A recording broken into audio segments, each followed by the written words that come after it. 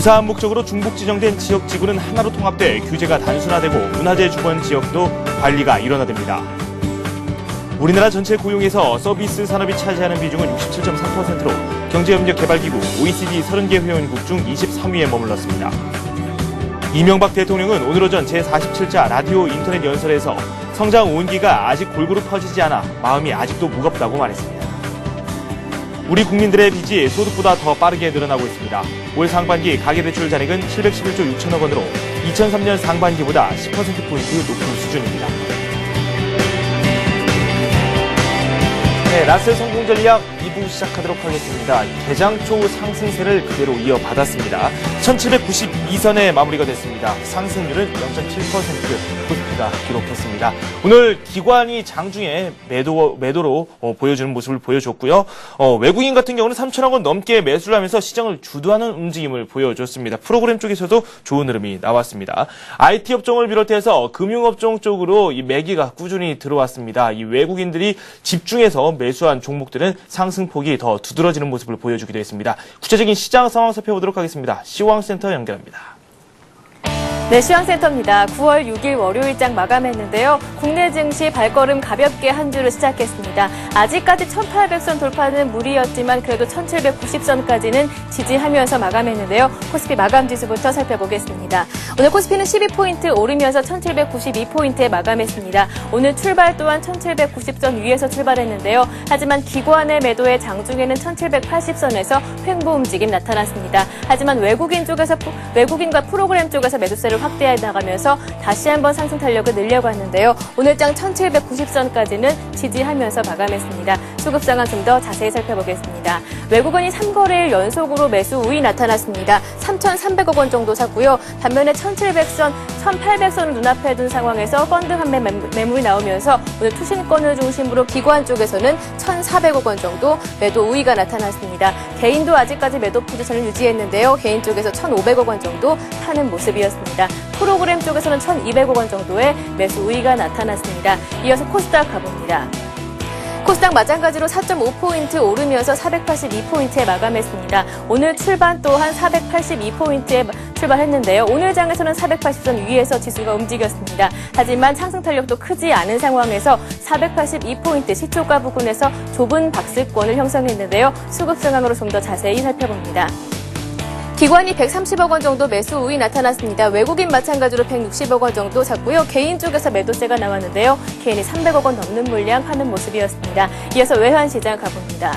오늘 원달러 환율은 3원 90전 내리면서 1171원 20전에 마감했습니다. 앞서 지난 주말 미국의 고용지표가 양호하게 나오면서 하락 압력을 작용했는데요. 장 초반은 1196원까지 내려가기도 했지만 당국 개입 경계감의 1170원대 지지라인은 확인한 상황입니다. 오늘 장에서는 0.3% 하락 움직임 나타나면서 1171원에 마감했습니다. 이어서 유가증권 시장 시총 상위 종목들의 움직임도 한번 체크해 보겠습니다.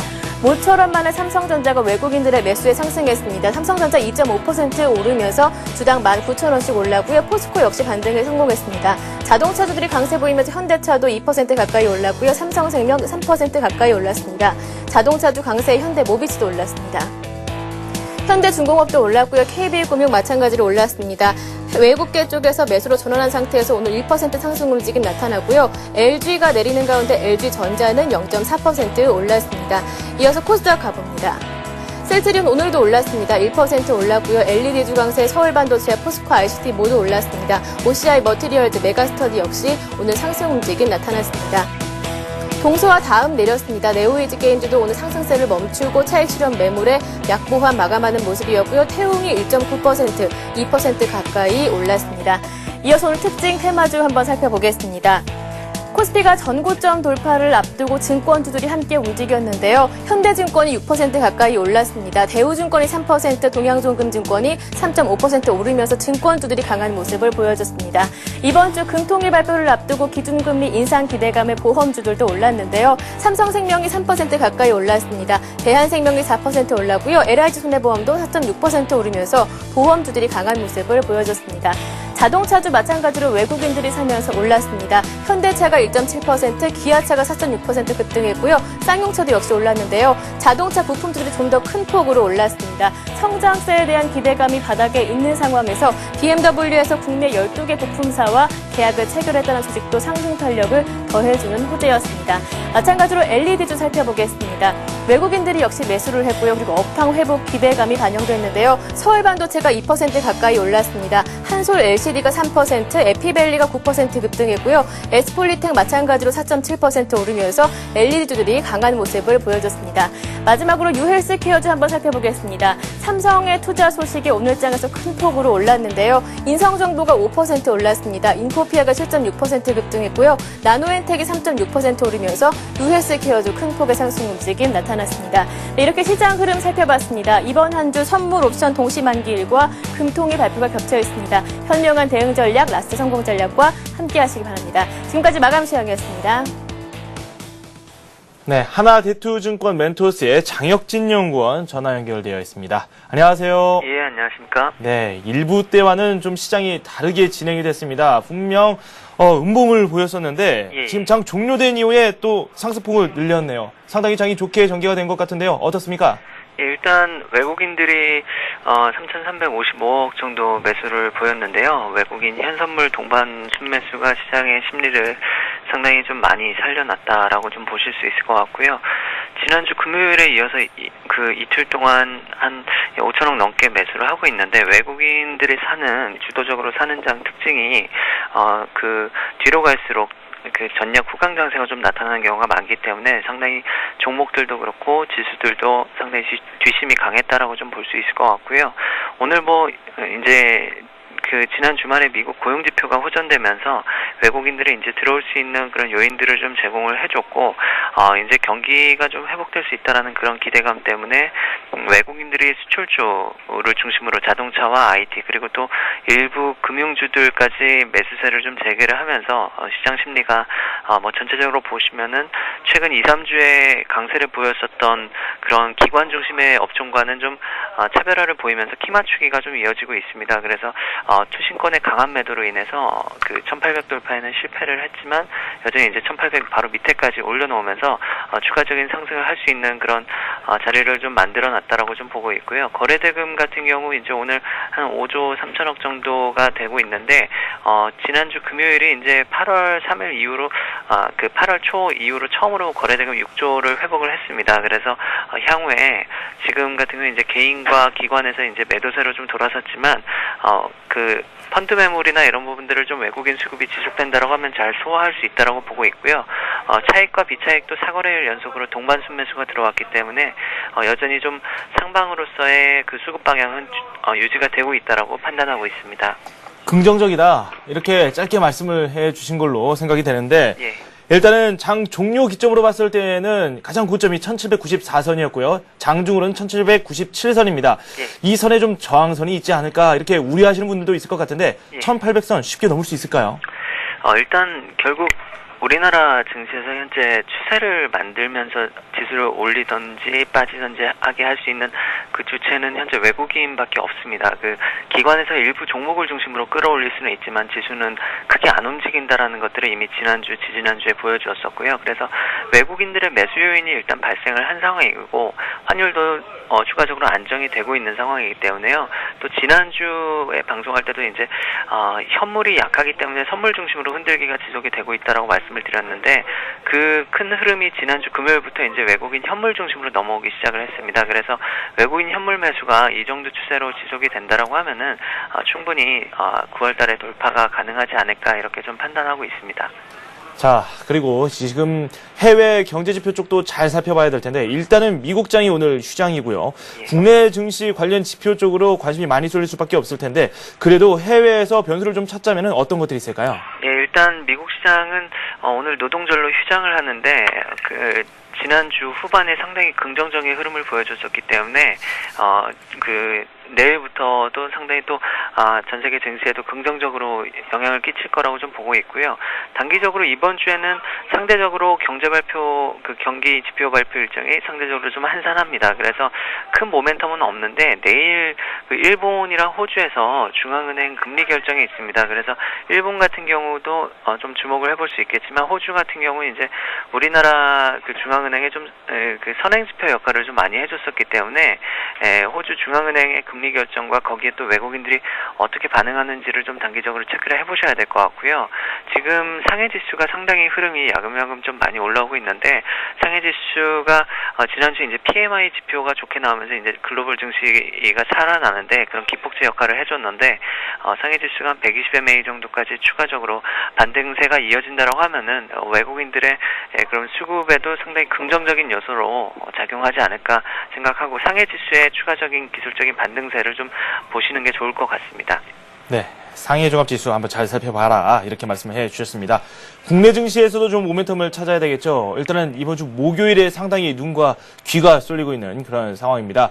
금통회의도 있고요. 그리고 선물옵션 동시만기까지 기다리고 있는데 증시에 미치는 영향 상당하지 않을 것으로 지금 예상이 되고 있습니다. 어떻게 보고 계십니까?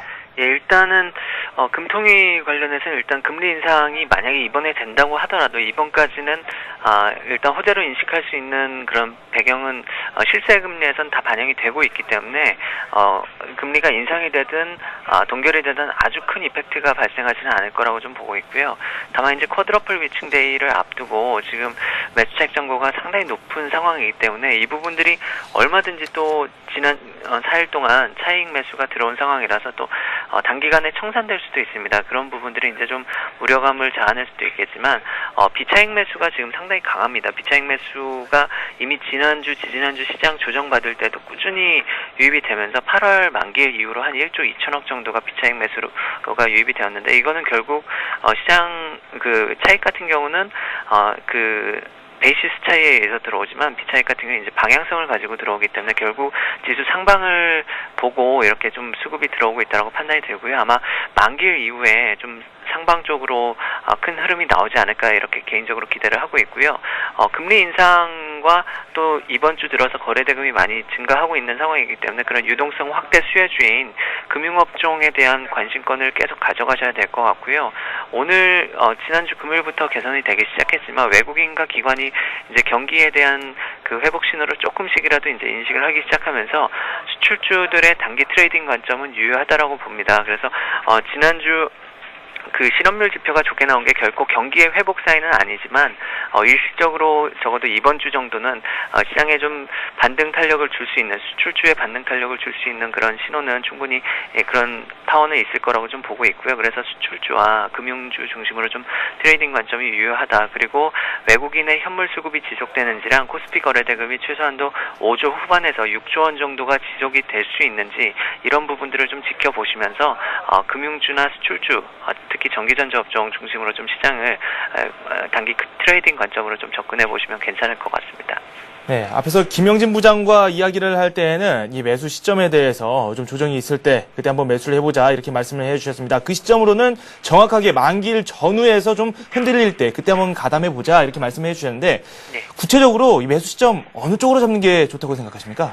일단 뭐 매수 업종마다 틀리기 때문에 조금 가부가 있겠지만 전기전자 업종 같은 경우는 뭐 오늘이나 내일도 충분히 접근을 해볼 수 있을 거라고 좀 생각이 들고요. 눌린다라는 표현이 어떻게 보면 지금 업종별 양극화가 상당히 심하기 때문에 이 업종에 대한 눌림목이 반대 업종에 대한 또 반대 요소로도 작용할 수 있기 때문에 어떻게 보면 좀 투자자분들이 그 말을 접할 때 또 상당히 막연할 수가 있습니다. 그래서 오히려 전기전자 업종 같은 경우 지금 상당히 또 낙폭도 있고 가격 메리트가 있는 상황이기 때문에 현 시점에서도 충분히 접근할 수 있지 않을까. 수출주 관련해서 현 시점에서 오히려 접근을 하셔서 그 단기적으로는 만기일 이후에 짧게 한 이번 주를 보시면서 좀 접근을 해보시는 것도 나쁘지 않을 것 같습니다.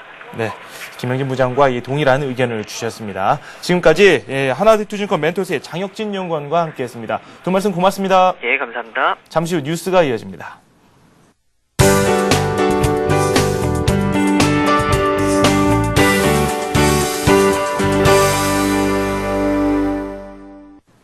이 시각 주요 뉴스입니다. 앞으로 토지 이용 규제가 중복된 지역에 앞으로 한 개의 규제만 적용됩니다. 국토해양부는 중앙정부와 지방자치단체에서 운영 중인 326개의 지역이나 지구의 토지 이용 규제 실태를 조사해 이를 단순화하는 내용의 85개 개선 과제를 관계기관에 통보했습니다. 지난 2년간 유명무실하거나 중복 지정된 183개 지역이나 지구를 폐지 또는 통폐합하기로 했으며 지금까지 위락지구와 공원 보호구역 등 107곳을 정리했습니다. 이번 조치로 개발제한구역과 도시자연공원구역으로 동시에 묶인 16.5제곱킬로미터에 대해서는 개발제한구역의 규제만 적용돼 근린 생활시설과 주민 공동이용시설, 실외체육시설 등을 설치할 수 있게 됐습니다. 우리나라 전체 고용에서 서비스 산업이 차지하는 비중은 67.3%로 경제협력개발기구 OECD 30개 회원국 중 23위에 머물렀습니다. 한국무역협회 국제무역연구원은 우리나라 서비스 고용 비율은 OECD 평균인 70.5%에 크게 못 미쳐 일자리 창출을 위한 서비스 수출의 활성화가 시급하다며 이같이 밝혔습니다. 한국의 서비스 수출액 순위는 지난해 19위로 떨어져 제조업이 올 상반기 7위에 오른 것과는 대조적입니다. 연구원은 제조업과 서비스업의 수출 순위 차이가 10대 수출국 중 가장 커 서비스 수출의 경쟁력 제고가 절실하다고 지적했습니다. 이명박 대통령은 성장 온기가 아직 골고루 퍼지지 않아 마음이 아직도 무겁다고 말했습니다. 이 대통령은 오늘 오전 제47차 라디오 인터넷 연설에서 이같이 말하고 서민과 중산층을 위한 정책에 더욱 역점을 둘 것이라고 밝혔습니다. 이어 새벽 시장에 갔을 때 정말 장바구니 물가가 많이 올랐다는 것을 알 수 있었다면서 추석 물가에 대한 우려를 나타내기도 했습니다. 이 대통령은 추석을 앞두고 더더욱 서민들의 아픈 마음을 더 느끼고 있다며 정부가 공정한 사회를 강조하는 것도 바로 이러한 이유라고 강조했습니다. 우리 국민들의 빚이 소득보다 더 빠르게 늘어나고 있습니다. 올 상반기 가계대출 잔액은 711조 6천억 원으로 직전 1년간 총 처분 가능 소득 1117조 1,117조 원의 64%를 차지했습니다. 이는 2003년 상반기의 54%보다 10%포인트 높은 수준입니다. 경제 규모가 커지면서 대출 금액이 늘어나는 것은 자연스러운 현상이지만 국민 전체의 처분 가능 소득보다 가계대출금이 불어나는 속도가 더 빨라 우려를 낳고 있습니다. 또 소득 증가분이 고소득층에 몰리는 현상이 심해져 저소득층의 소득 대비 부채 부담이 더 커진 것으로 분석됐습니다. 저소득층의 자산 대비 부채 부담은 고소득층의 갑절을 넘어섰습니다. 증권금융 뉴스입니다. 우리투자증권은 총 443억 규모로 새로운 구조의 ELW 상품인 코바 워런트 10종목을 신규 상장하고 유동성 공급을 시작했다고 밝혔습니다. 코바 워런트는 일반 워런트의 조기 종료 조건이 부여된 ELW로 기초자산 가격이 조기 종료 기준에 도달하거나 넘으면 만기에 상관없이 ELW의 효력이 종료되며 잔존 가치가 투자자에게 지급됩니다. IBK 투자증권은 특정 금전 신탁 상품 판매를 시작하기로 하고 본격적인 신탁 상품 영업에 나섰습니다. 특정 금전 신탁은 투자자가 자신의 투자 성향과 투자 기간, 목적 등을 고려해 운용 방법을 지정해 돈을 맡기면 신탁회사가 이를 관리해주는 실적 배당형 상품입니다. 한국은행과 산업은행이 하반기 채용에 나섰습니다. 한은은 종합기획과 금융전산망 관리 업무를 담당할 신입사원을 오는 13일까지 모집합니다. 산은은 일반 직및 기술, IT, 해외 부문 등에서 신입회원을 뽑기로 하고 오는 17일까지 지원 신청을 받습니다. 한국거래소도 오는 13일까지 하반기 채용을 진행합니다. 한국투자증권은 4달 중 출시할 새 HTS의 빠른 보급을 위해 다양한 이벤트를 실시합니다. 신 HTS 명칭 공모에 참여하는 고객에게 상품권과 스타벅스 커피를 증정하고 새 HTS의 다양한 기능과 관련된 퀴즈 이벤트로 해서 정답자에게 상품권을 수여합니다. 이번 이벤트는 한국투자증권 홈페이지를 통해 이루어집니다. 네, 우리 증시가 지금 장 초반부의 상승폭을 대거 만회를 하면서 다시 상승하면서 마감이 됐습니다. 0.7% 오르면서 1792선에 마무리가 됐고요. 어느덧 1800선을 다시 바라보게 됐습니다. 아시아 지역 증시도 견조한 흐름세를 보였습니다. 어떻게 마감되거나 현재 장 진행 중에 있는지 구체적으로 살펴보도록 하겠습니다. 화면 함께 보시죠. 네, 일본 증시가 급등하면서 장이 마감됐습니다. 2% 넘게 오르면서 9,301선에 마무리가 되는 모습을 보여줬습니다. 중국도 한번 살펴보도록 하겠습니다. 중국 증시도 상승폭을 점차 늘리고 있습니다. 1.2% 오르면서 2,687선에 장이 현재 진행 중에 있습니다. 오늘 저희가 준비한 소식은 여기까지입니다. 저는 내일 이 시간에 다시 찾아뵙겠습니다. 시청해주신 여러분 고맙습니다.